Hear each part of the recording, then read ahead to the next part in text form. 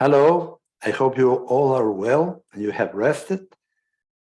Today I want to talk about nutritional adaptation and why is it so important.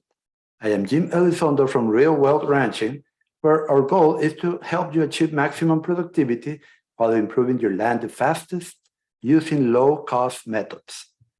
Today, I want to talk about nutritional adaptation, which is a genetic trait that allows certain lines or breeds of livestock to continue consuming low quality forage and maintain good body condition when other individuals diminish their intake and lose body condition.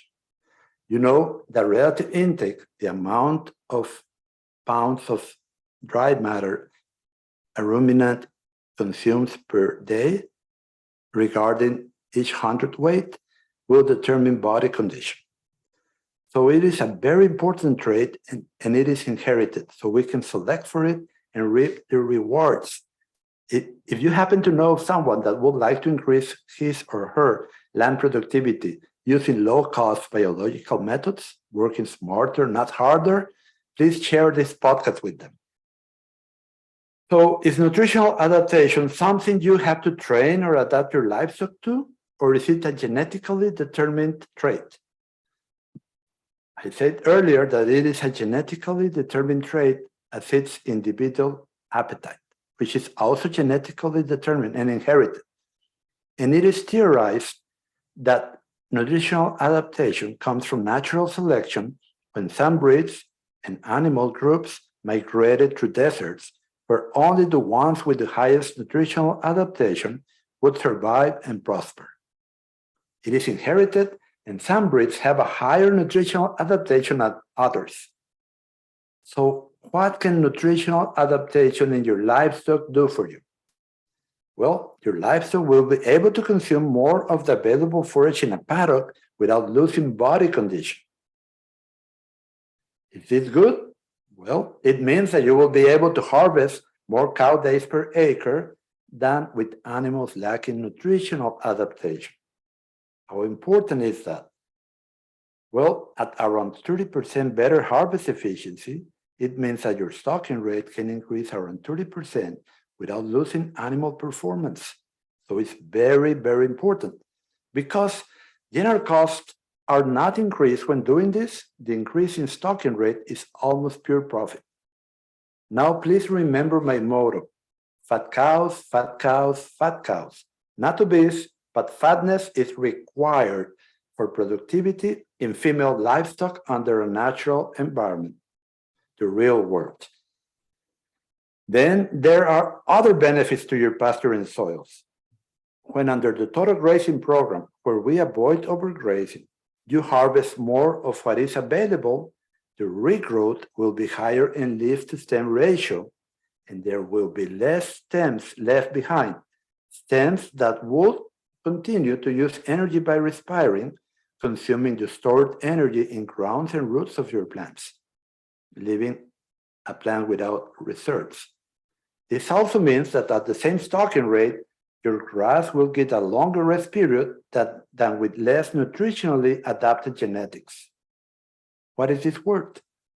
It means you will be able to graze more mature grass with the same individual animal performance, and as more mature grass yields much more, it is a very interesting situation.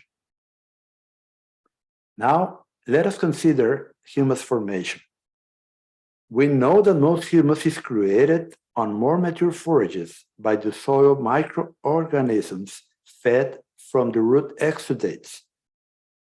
This means our humus formation in the green season grazed area, because we divide that, will be higher than if we graze at a younger stage or grasses to accommodate for less adapted livestock. When we graze these forages at a younger stage to accommodate livestock without nutritional adaptation, the amount of new humus created per acre per year is very low. The reason is that the fats or oils produced by more mature forages from resting for a longer time is the main determinant of new humus being created. It is a direct relation between fat or oil produced per acre in the root exudates to feed the microorganisms in the amount of new humus created per acre. After some time of having a herd or flock of highly nutritionally adapted animals, our grass productivity will be much higher thanks to the increase in soil humus. Now, please remember the value of humus. Humus is our soil real fertility. Humus is what buffers salts and pH extremes in our soils, allows us to produce much more and at higher quality than with costly chemical fertilizers, makes our soil smell like forest floor, and holds much more water in our soils, slowly water our plants. Makes our soil structure crumbly and with good aggregates. Not all organic matter is humus. Actually, only in a good soil and a good compost, 3% of the organic matter will be humus. Humus is a stable fraction of organic matter that cannot be degraded further by the action of microorganisms. It's our soil's real fertility, and is built by the decomposed bodies of the microorganisms being fed by root exudates, and it only forms when the root exudates are full of fat or oils. So that's up to 80% of the new humus formed. And it's not literal as we have been led to believe. This is new knowledge, but it's important because if we want to improve our soils, pastures, and environment, the fastest at a low cost, nutritional adaptation is a must in our lifestyle. The ability to get fat and maintain good body condition while in poor quality forages at a high stocking rate cannot be overemphasized. Conclusion and recap. Number one, nutritional adaptation is a genetic trait that allows certain lines or breeds of livestock to continue consuming high quantities of low-quality forage and maintain good body condition, while other individuals diminish their intake and lose body condition. Two, nutritional adaptation is required to maintain good body condition and productivity in our livestock at high to very high stocking rate. Three, stocking rates determine productivity and profitability per farm or ranch more than any other factor. Four, we can usually increase our stocking rate by 30% by infusing nutritionally adapted genetics to our herd or flock. Five, most of this increase is pure profit. Grass productivity is also higher per acre when grazed at a more mature stage. Plants also grow deeper roots. 6, the ability to maintain good body condition is underlined in my motto, fat cows, fat cows, fat cows, which should be achieved by management and by genetic selection.